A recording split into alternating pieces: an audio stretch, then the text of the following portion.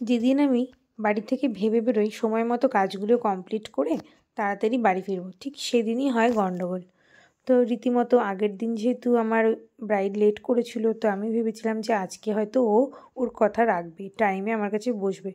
কিন্তু রীতিমতো গিয়ে তো আমি বোকা বেনে যাই, কারণ দেখি ভেন্যুতে কাজ চলছে, ব্রাইড এসে পৌঁছায়নি। রীতিমতো 40 মিনিট পর ও আসে।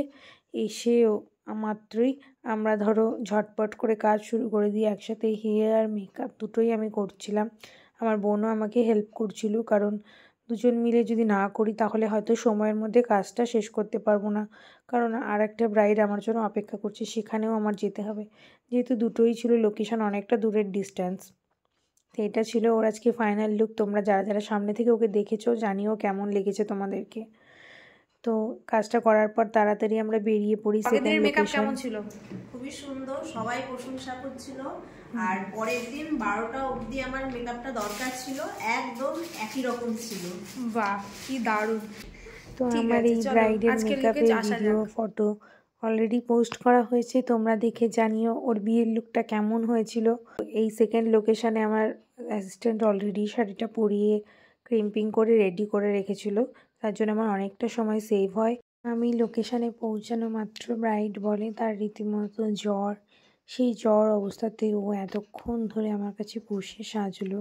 তো সেই জ্বরের জন্য ও হেয়ারটা ঠিকমতো ওয়াশ করতে পারিনি, তাই এটা আমার কাছে ভীষণ চ্যালেঞ্জিং ওয়ার্ক ছিল। যেহেতু আগের দিন আমি হেয়ার স্টাইল করে এসেছিলাম একটা, তো তার ওপর ধরো হেয়ার ওয়াশ করতে পারিনি, তো সেটা আমার কাছে ভীষণই চাপের ছিল। কারণ তোমরা জানো হার্ড স্প্রে অ্যাপ্লাই করার পর হেয়ার পুরো স্টিক হয়ে যায়, তো সেই হেয়ারটাতে আবার নতুন করে ক্রিম্পিং করে নতুন করে অ্যাডভান্স হেয়ার স্টাইল করাটা কতটা প্রবলেমেটিক হয়ে যায় একজন মেকআপ আর্টিস্টের কাছে। এই কারণেই আমি রিসেপশন ব্রাইডদেরকে হেয়ারটা ওয়াশ করার জন্য বলে থাকি, যাতে হেয়ার করতে কোনো সমস্যা না হয়। প্রথম ব্রাইডের কোনো রিভিউ আমি নিতে পারিনি, কারণ হাতে সময় অনেক কম ছিল, কারণ আমার প্রত্যেকটা ব্রাইডকে টাইমে ছাড়াটা আমার মেন উদ্দেশ্য ছিল।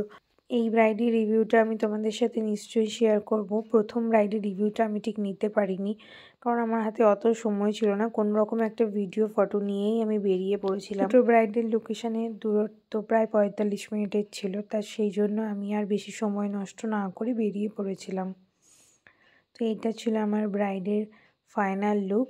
ওকে একটা ওপেন হেয়ার স্টাইল করেছিলাম, ওর ডিমান্ড ছিল ওপেন হেয়ার স্টাইল। তোমাদের বিশেষ দিনে আমাকে যারা বুক করতে চাইছো অবশ্যই আমার কন্ট্যাক্ট নাম্বারে কন্ট্যাক্ট করে হোয়াটসঅ্যাপ করে নিও। কোনো কারণে কল হয়তো রিসিভ করতে পারি না, তো সেক্ষেত্রে তোমরা হোয়াটসঅ্যাপ করো অবশ্যই।